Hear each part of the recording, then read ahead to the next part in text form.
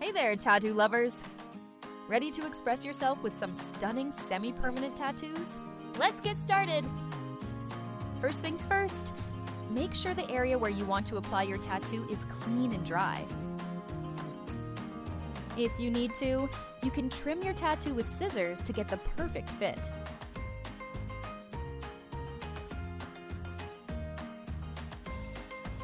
Next, peel off the clear plastic film from the tattoo.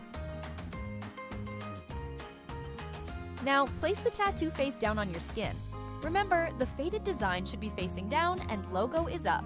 Grab a damp cloth or sponge and thoroughly wet the back of the tattoo. Make sure it's nice and saturated. Wait about 30 seconds, then gently peel off the backing paper. That's it, it's done. Don't worry if you can't see the tattoo clearly right away. The color will develop gradually, and you'll see the full effect in about 48 hours. Alright, it's been 48 hours. Let's see how that tattoo turned out. Ta-da! Looking amazing, right? You can now enjoy your beautiful tattoo for the next 2 weeks. Go ahead and express yourself. Ink your story. And remember, you can always add another tattoo and create a unique combination. The possibilities are endless.